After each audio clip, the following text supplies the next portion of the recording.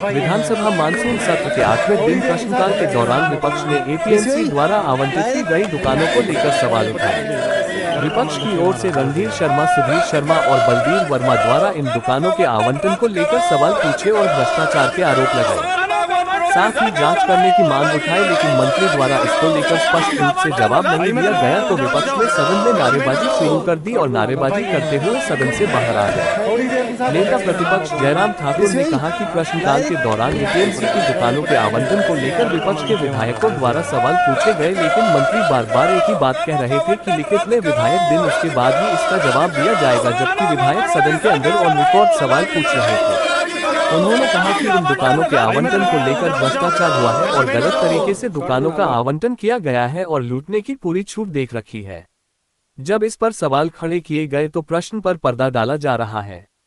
ये सरकार किसान बागवान को भी नहीं छोड़ रही है। वही विधायक रणधीर शर्मा ने कहा कि विधानसभा में एपीएमसी शिमला किन्नौर की दुकानों की आवंटन को लेकर किया सवाल किया गया था। सरकार ने यह माना 70 दुकान एपीएमसी द्वारा आवंटन किया गया। एपीएमसी शिमला और किन्नौर की दुकानों के आवंटन को लेकर लगा था और सरकार ने ये माना कि 70 दुकानें जो एपीएमसी ने पराड़ा, शिलारू और टूटू में आवंटित की, उनमें अनियमितताएं हुई, जांच कराई, परंतु कुछ गलत नहीं पाया। जबकि सच्चाई ये है कि उन 70 दुकानों के आवंटन के लिए जो एप्लीकेशंस इनवाइट की गई वो 133 एप्लीकेशंस आई। 133 लोगों ने दुकानों के लिए एप्लीकेशंस दी और आप देखिए उन 133 में से 63 लोगों की एप्लीकेशंस रिजेक्ट की गई, रद्द की गई और 70 दुकानें थी।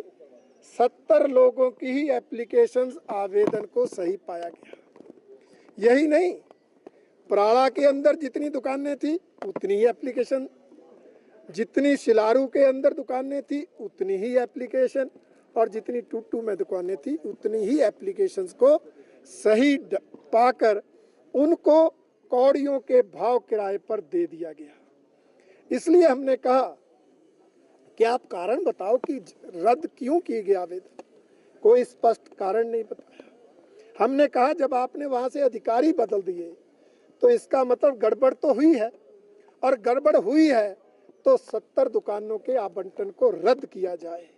परंतु मंत्री महोदय कहें आप लिखित में, जबकि हम सदन में बोल रहे हैं, हर चीज रिकॉर्ड में आ रही है, उसके बावजूद मंत्री महोदय आवंटन की गई दुकानों के आवंटन को रद्द करने के लिए तैयार नहीं हुए। यही नहीं, हमने आरोप लगाया कि पराड़ा में जो CA store Bharatiya Janata party की सरकार के समय बना, 67 करोड़ में बना, उसमें जमीन की कीमत इससे और ज़्यादा और उसके अलावा भी इंफ्रास्ट्रक्चर पर पैसा खर्चा गया। इस लागत से बने उस सीए स्टोर को भी बिना प्रॉपर टेंडर किए, बिना पारदर्शिता बरते किसी एक कंपनी को 3 करोड़ 36 लाख प्रति वर्ष किराए पर दे दिया गया। जबकि अगर 70 करोड़ के आप ब्याज ही देखें तो शायद साल में 10 करोड़ आएगा। ये कौड़ियों के भाव वो सीए स्टोर दे दिया गया जो इसलिए बनाया गया था कि प्रदेश के किसानों बागवानों को दिया जाएगा। यही नहीं, इससे पहले भी मार्केटिंग बोर्ड में 7 मंडियों के डिजिटाइजेशन के लिए जो लगभग 7 करोड़ के अंदर से आया था, उसके आवंटन के लिए टेंडर लिए गए थे और मार्केटिंग बोर्ड ने एक कमेटी बनाई थी उन टेंडर जो कंपनियां थी उनकी टेक्निकलिटीज को देखने के लिए, और उस कमेटी ने एक जिस कंपनी को टेक्निकली ठीक नहीं पाया उसको नेगेटिव लिस्ट में रखा। सरकार ने उसी को ही टेंडर दे दिया, उसमें भी भ्रष्टाचार की बू है। हमने ये आरोप विधानसभा के अंदर लगाए, ऑन रिकॉर्ड लगाए, परंतु उसके बावजूद मंत्री महोदय ये कहते रहे आप लिखित में आरोप लगाओ तो जांच होगी। मुझे नहीं समझ आता सदन से ज़्यादा और कौन सी ऑथेंटिक जगह है जहां हम आरोप लगाएं। इसलिए हमारा मानना है कि ये सरकार भ्रष्टाचार लगातार करती आ रही है। मार्केटिंग बोर्ड भ्रष्टाचार का अड्डा बना है। सरकार अपने चहेतों को लाभ देने के लिए इसमें गड़बड़ घोटाला करती आई है। इसलिए आज हर मामले पर लीपापोती की जा रही है। भारतीय जनता पार्टी ने सरकार द्वारा जब ना जांच का ना दुकानों के आवंटन को रद्द करने का आश्वासन नहीं मिला तो ये बायकॉट किया है और हम इस मुद्दे को लेकर आम प्रदेश के किसान बागवानों तक जाएंगे। हमने हाउस के अंदर भी कहा है, सरकार जो चाहे वो चाहे जुडिशियल जांच चाहे जुडिशियल इंक्वायरी कराए, वो विजिलेंस चाहे विजिलेंस जांच कराए, परंतु मार्केटिंग बोर्ड में एपीएमसी शिमला और किन्नौर में ये जो आवंटन हुआ है, जो जिस तरह से ये भ्रष्टाचार हुआ है, उसकी जांच होनी चाहिए ताकि दूध का दूध और पानी का पानी हो और दोषियों पर कार्रवाई की जा सके।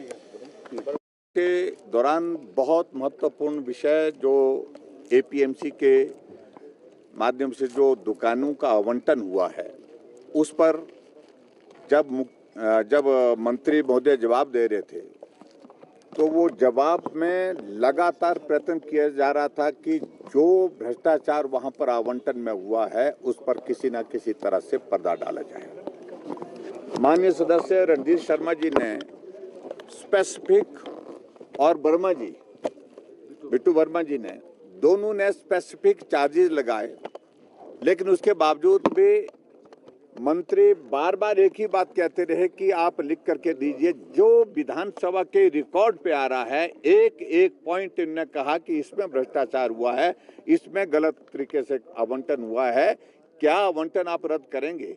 लेकिन सरकार में सीधी सी बात है कि लूट की छूट है, और इस लूट की छूट के एक बहुत बड़े उदाहरण के रूप से आज जो जिस प्रकार से प्रश्न के ऊपर जो है पर्दा डाला जा रहा था, सही जवाब नहीं दिया जा रहा था, वो एक आप सबके और हमारे सामने आया है।